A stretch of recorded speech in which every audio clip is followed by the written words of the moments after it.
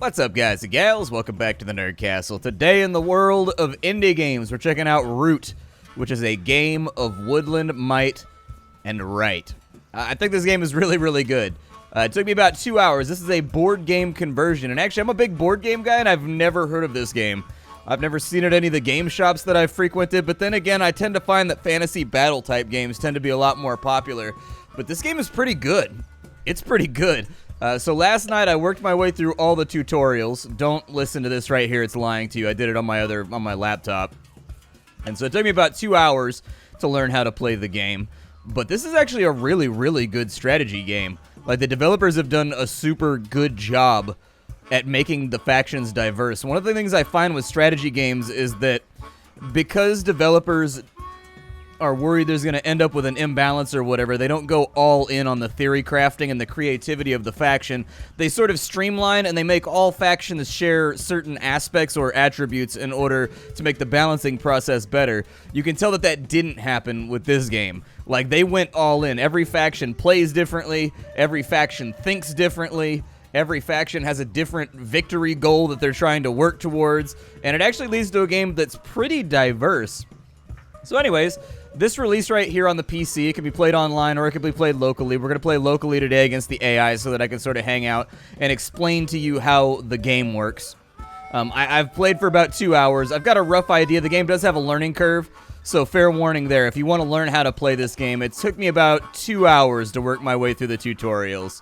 But I was taking my time, and I was reading everything really carefully because I knew I had to make a video, you know, so you could probably get through it quite a bit quicker if you wanted to, but I got through it, and this teaches you how to play pretty much every single faction in the game, which we'll talk about as we start playing. So let's go with local play. I'm going to play, we can actually play some challenges, in all honesty. We can pick our faction, who we want to play, and we can play on normal difficulty against 2 easy AI. It's definitely doable. You have 4 factions that are in the game right now. As I understand it, in the board game, there's 6 factions with DLCs and expansions or something like that, but right now we've got the base classes. So we got the Marquise de Gat. The Marquise de Gat is a faction of cats. They have a huge population cap. They can have massive armies moving around the map. The downside to the Marquise de Gat is that that is all that they get. So when they lose all of those units, they're effectively like out of the game, and so they need to kind of pick and choose their battles accordingly because losses can't really be replaced unless they use their field hospital ability. This is the Aerie. The Aerie are a totalitarian bird faction where they have this thing, they're all into tradition, so if you enjoy playing dwarves in like Warhammer Fantasy, or in Warhammer Total War, you might like the Aerie. They're all about tradition and totalitarianism. They have this thing called Edict that's really hard to describe unless you're seeing it in play. But effectively, Edict is kind of like this checklist of stuff you have to do every single turn. And so your Edict might be move to a mouse space, or have a battle on a rabbit space. And if you do all of those things, you can have more actions per turn than every other faction. However, if you deviate from that order at all and you mess it up, you mess up the arithmetic, you basically get reduced to like last place and then you gotta start over fresh. Luckily, because they're such a steamrolling class, like they can recover quickly even after a mistake like that. But, you know, those are the 2 main factions, the Marquise de Gat and the Aerie. Then you have kind of the weirder factions. This is the Revolution right here. So these guys are effectively like the communists, the do you hear the people sing? Like they're weird in that, like, they have to levy public support. They don't actually have any soldiers of their own. Instead, what they do is they agitate. They sit around on the different squares with a bullhorn, and they, like, shout at people, and they agitate. And then if you agitate enough, they end up getting soldiers. And, like, if they kill off your agitators, then you get outrage. And they're a weird faction, but they work. They're kind of the Kingmaker faction, in my opinion. These guys don't tend to win, but they do tend to decide who wins.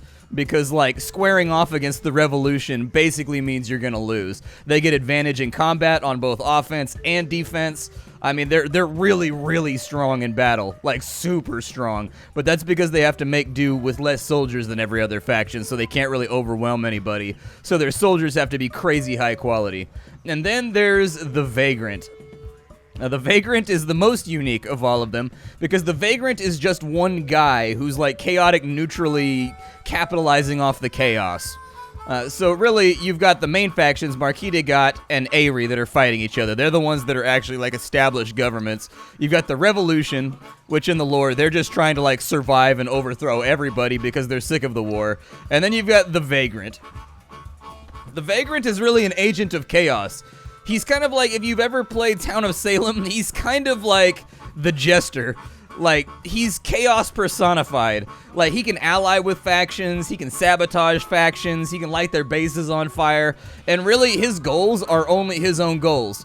Everybody in this game is trying to accumulate victory points in order to win. I think it takes 30 victory points to win, and he gets victory points by sabotaging, making alliances, going on quests, having adventures, all that kind of fun stuff. So, these factions over here play very strategically. Him, it's more like playing a single-player RPG almost. And so, like, there's a lot of diversification between the factions, and I'll kind of talk about the way that works once we get into the game. Sorry for the long intro here. I know it's a pet peeve with people when, you know, you've got like a 10-minute intro to a video, but, like, I don't see any way with a game like this that you can get around it. There's just so much explaining to do. We'll start out by playing the Vagrant, because I think he's a lot of fun, and actually I think he's probably the most accessible point to start the game from. Alright, so cards are going to be doled out to the other factions. We have the Aerie right now, and we have the Marquise de Gat. The Marquise de Gat, his special ability is that he starts out with a soldier on literally every tile except for the one that the Aerie are going to occupy. The Aerie's special ability is that they start out with 6 units on one spot. So they start out with a giant Zerg army, whereas the Marquise starts out with a bunch of defensive forces that are all over the place that you got to kind of fight your way through in order to win. Every Vagabond character is going to have different items and a special ability that can be activated by exhausting your torch. Choose our character. I'm familiar with the Thief, and I am, let's see here. So if we trade our torch, repair 3 items, then immediately end daylight. Okay, so he's kind of a fighter. We have the Thief over here. Take a random card from a player in your clearing. Okay, good enough. And then we have the take a card from the discard pile matching your clearing. Okay, we'll go with the Ranger, I think. Alright, so, for every other faction in the game, they can only move in between clearings. However, the Vagabond lives in the forest. So at the beginning of the game, we're going to start out in a forest. No one can attack us there, no one can get to us. We are functionally immune from the flow of the game so long as we're inside of the forest. That's the place that we fall back to. There's a couple of things you need to be aware of. This is our backpack. The items inside of our backpack are going to dictate what we're able to do. So if we have a sword, we'll be able to attack once per turn. If we have a crossbow, we can kill 1 unit on any space that we occupy. If we have a boot, we can move 1 time per turn. And you can have multiples of those items. If we pick up bags along the way, it will increase the size of our inventory. And then down here, if we have gold, we will get more cards per turn. If we have coffee, it'll increase the amount of cards we can refresh. After a card is used on our turn, it will be tapped, and it will not refresh until the beginning of our next turn, and we can refresh 3 of them per turn. So if we end up using 6 cards that are 6 items in a turn, we can only refresh 3, but if we get a few more coffees, we can refresh all of them and have like really major turn economy. So what we need to do right now is we really need to decide who we want to side with. I think I'm going to side with the Aerie. So I'm going to come over to here. The Aerie are setting up their decree right now, so don't worry about that. It looks like they're moving 4 of their units over there. They're going to battle with the Marquise de Gat. They're also going to build a roost. And we'll talk a little bit about what the Aerie's goal is in this game in just a minute. Okay, it looks like the Marquis is building buildings. And also did an overwork to get some extra wood right there. It's kind of hard to explain this game. That's the thing, is I've been sitting around for 2 days now trying to figure out how I'm going to pose this game to my channel, because unless you know how to play all the classes, the game makes no sense whatsoever. But that's part of what makes it a good game too, is that like you have to kind of know it in order to play it. So the Aerie, their ultimate goal is to get a roost in every single slot that they possibly can. They generate victory points by the amount of roosts that they have. And so their roosts are cheap, they're easy to put up, but they're also easily destroyable. That's kind of their general goal. These are their recruitment centers. This is where they craft cards in their hand from. This is where they do all that stuff from. Likewise, the Marquise de Gat. The Marquis, his job is to build buildings. So you saw down here he made a lumberyard. Lumberyards generate 1 wood per turn for him, and wood is what he uses to build more buildings. The more buildings he builds, the more victory points he gets. So he's sort of like the capitalist, I guess. His job is to basically populate the entire map with as many buildings as humanly possible. We can slip to a location right now. I said that I was going to side with the Aerie, so I think I will. Let's move over to here. All right. And so now we can perform our actions. I can either assassinate some of these guys right here. I can destroy their buildings. But what we're going to do is we're going to aid. You can see this little heart right here. So this little heart and this little pip next to it, that's how many times in a turn we have to aid them in order to change our relationship status with this faction. So for right now, we will ally if we aid anybody once. So let's go ahead and we'll click the aid button down here in the bottom right. And then I will give this guy...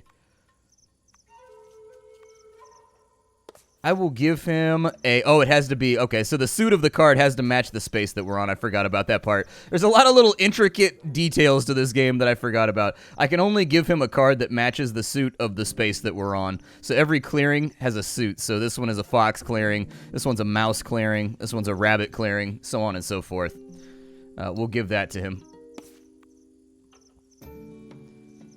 Let's see here. What do I want to exhaust? I will exhaust... my sword for right now. So when we aid him, we're going to give him that card. He's going to give us something in return.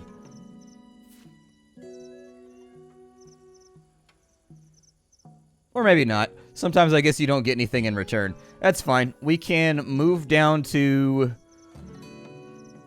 Can't really quest right now because I need coffee and I need 2 swords. And so questing is another way that I get victory points. You can see it right here. We can pick whether we want cards or whether we want victory points. But in order to do all of these quests right here, I've got to have, you know, the items that are requisite, and I don't have the items that are requisite. So unfortunately, questing is not going to be a huge opportunity. What I will do is let's move over to here. And we're going to assassinate this guy. There we go. He's been assassinated. So we've now made enemies with the Marquis de Gat. That means every time we harm any of his buildings or any of his units, we will get victory points because we've declared him our enemy. Likewise, anytime we help our ally out, that means that we're going to get VP as well. And so you can see we're kind of an agent of chaos. That's pretty much it. We're an agent of chaos, but you have to be careful not to assist them too much. Otherwise, they'll outrun you on the victory track. And so anyways, you got to play it kind of slow, and you got to be kind of careful about the decisions that you make. They've made the birdie bundle over there. Okay. Were I able to trade with them, I could get a bag. It's kind of a bummer. I definitely need a bag. It'd make my inventory larger so that I can carry more stuff around with me.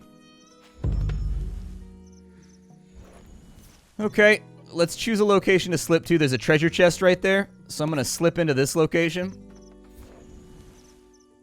I'm going to explore, so we're going to open that on up. We got another sword, so that means we can actually do our quest now.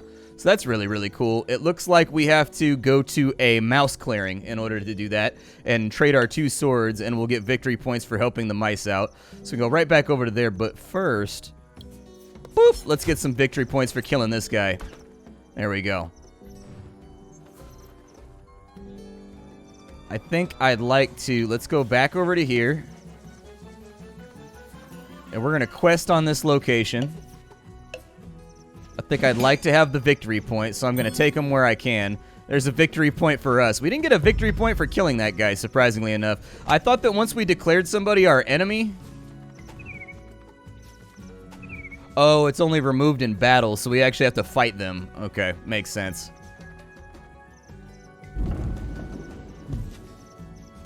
They're fighting over there. It looks like the Aerie are kind of sweeping right now. I may have picked the wrong faction to side with. I may have made a poor choice. Happens to the best of us, though.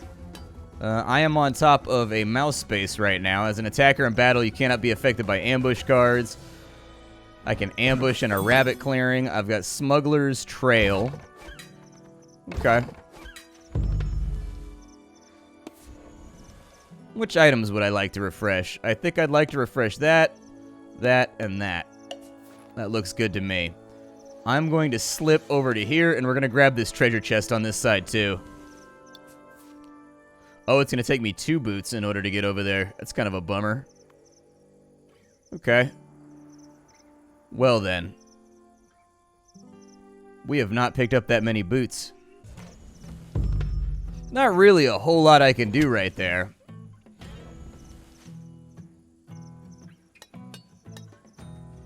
I think I may be able to come back over here and help the Aerie out, but they don't really have any items to give me right now, which is kind of a bummer. If they had items to give me, I'd be more stoked about this, but they do not.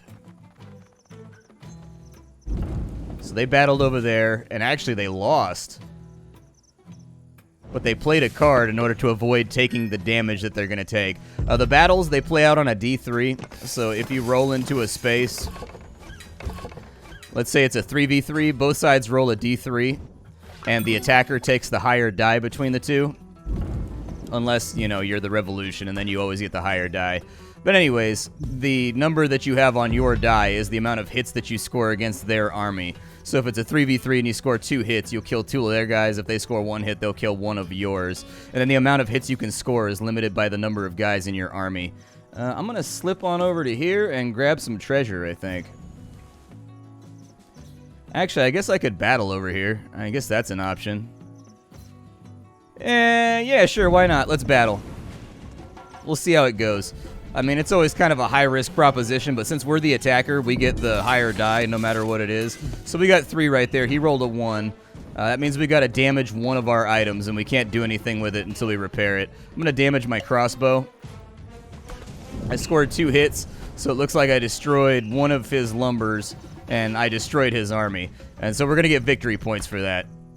Yeah, there's +1 right there. We've got 6 victory points now, although we are falling behind, unfortunately. I would like to explore, so we'll open that on... Oh, we got a bag! Nice! So you see there, our inventory got a little bit larger. That's perfect. Love it. I can battle again. It's no biggie. I assume that I get something for battling his buildings. Their buildings are defenseless, which means I get a +1 to anything that I roll. And so I should be able to knock down some of his industry over here. So there we go. We get 3 right there. We're limited to 2 by the number of swords we have, by the way. So if we roll a 3, it becomes a 2 because we only have 2 swords in our inventory. There's lots of weird little rules. Like I said, this is the hardest game ever to explain to people that have never seen it before. But I promise, if you play through it and you play the tutorials, the game makes a lot of sense. And it's not that difficult to pull together. Can I move anywhere? I can move over to here? Yeah, let's move over to here then. Alright, I don't really have a whole lot else I want to do right now. I need coins, and I need a boot, and I need a coffee in order to get more stuff done. So I'm going to explore for further items. I have to throw things out, too. I'll throw out the bird card. It's fine, I don't care. Oh, that would have given me a crossbow, though, if I had crafted. I need to find a hammer, though, first, before I can craft anything. So there's an item called a hammer in here, and the hammer will make it so we can craft these cards that are down at the bottom of the screen. But I don't have a hammer right now, so unfortunately we can't really work towards it.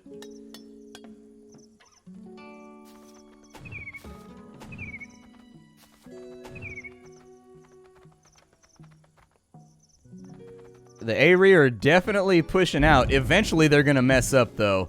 Wow, the Marquise actually putting up a really good fight. Like, the Marquise putting out, like, damage right now. He's taking, like, 2 to 1. Oh, never mind. Never mind. He's getting stomped. Yeah, I think we may have a problem with the Aerie. We may have a big problem with the Aerie. The Aerie might need to go.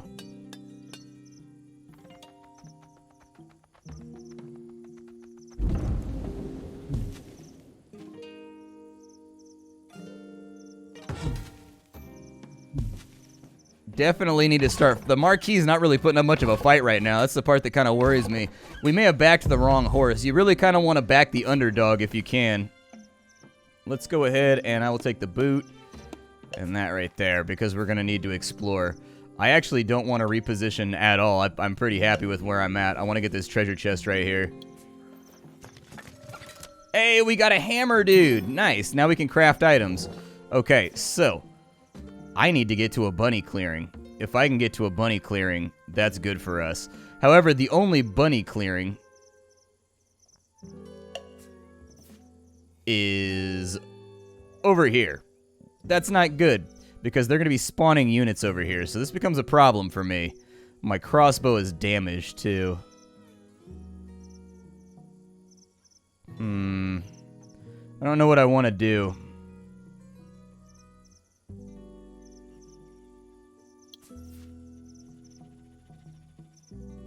Can't really go down there anyways. I'll see where I can slip on the next turn, but we need a rabbit clearing so that I can make this. That'll give me another bag, which will increase my inventory again, and then we can start looking for treasure even further. They've got a sword. I would love to have a third sword. That would be super rad fantastic, but for now, not really an option. I think I'm going to hang tight, and I'm not really going to do anything. Well, there's a bunny clearing back over here. We'll go to this bunny clearing, or that bunny. We'll go to that one, because if we go to this one, we can craft an item. That's a VP. We can search a chest. That's a VP. Yeah, we'll go over to this one right here, and then maybe we can aid him to get a third sword so that we can max out our damage at 3. Yeah, let's do that. Travel. Oh, another boot, too. I need that for one of my quests. Yeah, throw that out for right now. It's okay. I'm a little worried that Ari's going to win, though. Ari is kind of killing it right now. Ari is performing disgustingly at the moment. I'm sort of wondering if I should betray them.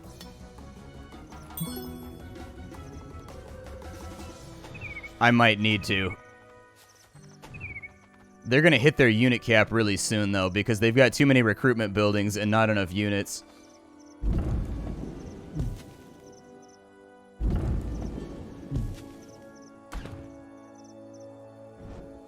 Yeah. Oh, really? Never mind. They just hit turmoil. Never mind. So what I was talking about at the beginning of the game, they have that thing called decree.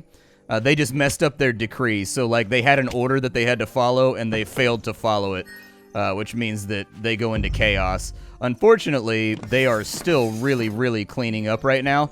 But what that's going to do is it's going to make it so that they get a lot less actions per turn for a couple of turns. And so, you know, they'll have to get around.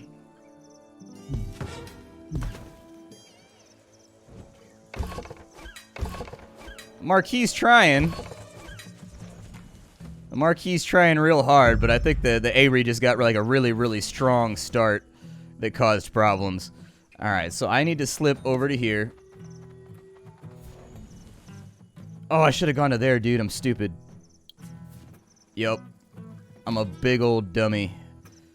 Alright, so we've got a couple of options here. We got travel gear.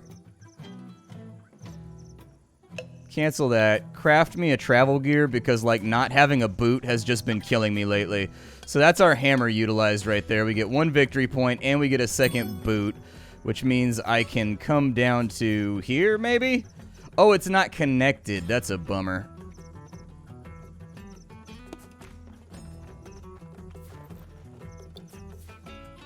Okay, I can get over to here, though. So that's both boots that we've exhausted right there. He's got a coin, and he's got... Okay, so we've got an aid over here. I'm going to give him... Yes, I'm going to aid you. I'm going to give you the cobbler, and I will exhaust a torch. And then I will take the gold coin. No, I will take the sword. Yep, we'll take the third sword. And that should be the last of my inventory space. I'm going to aid you one more time to get victory points. I don't want to give you that. I'll give you that, though.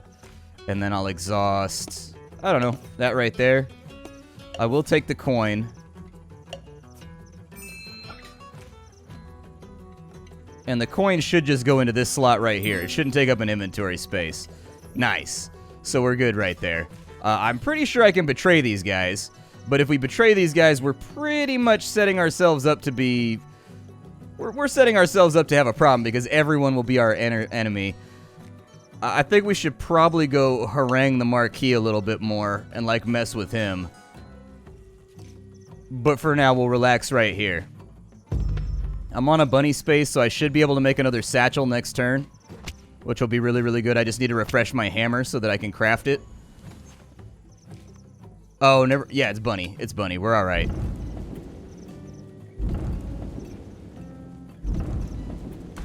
What do we have going on here? Lots of fights. Loads. Oh, he's about to win, dude. I think he just pulled it. I think 30 is what you have to hit in order to win. Yep, there it is. Man, Ari tore it up that game. That's actually the fastest I've seen the AI win. I backed the wrong horse. You kind of want to back the underdog the vagrant, or as the vagabond, or whatever his name is. Either way, you're supposed to back the underdog, and I picked too early. Maybe I should have ran around and done some more quests first. I haven't quite cinched the strategy. But yeah, it's Root. I think this game's a lot of fun. I've been really enjoying it. So anyways, I think the game is fantastically well designed. It's really well balanced. Like, it's a game that's got a lot of skill, but at the same time, it's kind of like Risk, where there's a lot of dice rolling too. So, like, sometimes things don't go your way. We're playing the Marquise right now, so I think what I'll do is we got to pick a space that we put our base down on. I'll probably put it down right here. That seems alright to me. And then our first sawmill will be right here. That'll generate all of our wood. And then our first workshop will be on the mouse space, because that will generate resources we can use right here, like code breakers and whatnot. We also need to build a recruiter.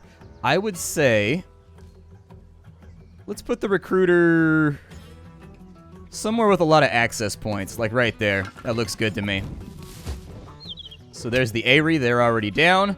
And then we're also fighting against the Revolution. Man, what a game. Okay, this one's going to be interesting. The Revolution, they're kind of a wild card. So they've got 2 roosts up and ready to rock right now. The first thing that we need to do is a couple different actions that we can take. We'll play that card right there so we can see what's in the Aerie's hand, because I want to know. What do the Aeries have?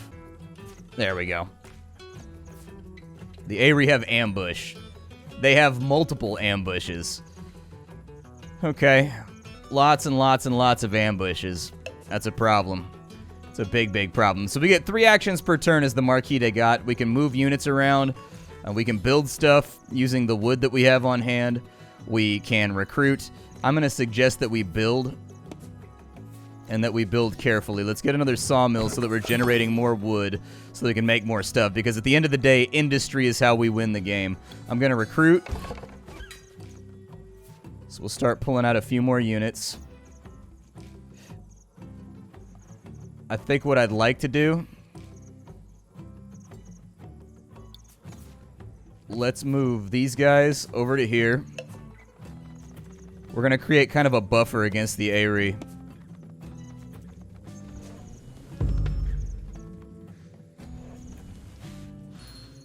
Oh, dude, no. The Revolution's messing with us, man. Oh, I was hoping the Revolution would go after the Aerie. The Revolution's going after us right now. So this is a sympathy token. What this does is that if you cause outrage or you cause certain stipulations, so like if I murder this little guy right here, what'll happen is they may have the ability to open up a rebellion against us, and when they rebel, they can rebel 3 times per game, and when they rebel, it kills everything on that tile and converts it to a revolution tile. It's really bad. We do not want the Revolution over here if we can help it, especially on this spot, which is like the center of our industry. That's not great.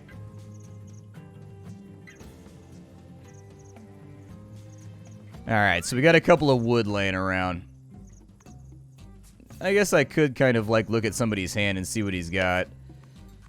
He's still got those ambushes. Alright, he's not playing. Man, kind of one-sided. He didn't go after any of the Aerie's territories. He went only after mine. He went after like my main areas where all my buildings are too. I'm assuming that the AI prioritizes the most stuff it can kill per revolution, would be my guess. Alright. Well, we're going to have to clear these guys out. We don't really have a choice. It's going to have to happen. But if I could get some recruitment that's in like an area that doesn't have the Revolution, that would be great. So let me get a recruiter right there. Perfect. What else can I build? A workshop? I could use a workshop on rabbit tiles. That would be helpful. Whatever, we're all on fox tiles right now. Alright, well, attack this little dude. Get him out of here. He's defenseless, so he's gonna basically, like, instantaneously die unless we both roll zeros. So, there you go.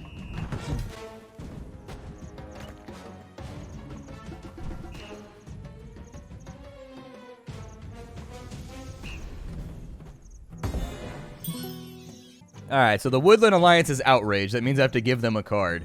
So there you go, I'll give them a card. Every time we kill one of their little recruiter guys, we gotta give them a card. But I don't want to lose my recruiters. is the problem here. So, like, I'm willing to fork over some cards if it means they're not going to cause a revolution in my territory and kill all my units. Since they're focusing on me, I kind of have no choice but to focus on them. Like I said, the Revolution are kind of the Kingmaker faction. The faction that ends up getting stuck dealing with the Revolution usually loses and the other faction sweeps. It's kind of like the Revolution is kind of a dick like that. I'm going to have to kick a card up the... Oh, never mind. We're good. We are winning right now, which is nice. Damn, you're going to do it again, huh? Put it right back where they came from. Killing me right now, Smalls. You're killing me. That's okay. You can put one up there. I don't mind that. How about you put one in Aerie territory, bro? How about you mess with the Aerie instead of focusing on me?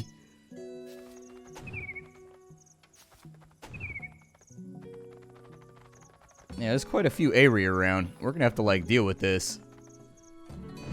This is a situation. We gotta start burning some roosts down, otherwise they're gonna start winning. Anyways, I'm out of time for the day. This is Root. I hope you guys liked it. I think this game is really fantastic. I honestly, sincerely do. If you didn't get the gist of the game from my play, don't worry about it. It's okay. Like, it's a complicated game that takes a while to really grasp all the intricacies of, especially considering you have to know how to play every faction before the game even begins to remotely make sense. So anyways, I just wanted to show it to you. I think this game is really good. I love board games. This is a really good board game conversion. I can't, like, recommend it highly enough. So anyways, thank you for stopping on in. I'll see y'all next time. If you want to get the game, I got a link for you down below. Leave a like on it if you enjoyed it. I'll be streaming on Twitch TV/Splattercat Gaming pretty frequently in the near future. And then aside from that, you can also check out my Discord. How you doing? Take care, everybody. I'll see you next time with something hot and fresh off the indie skillet.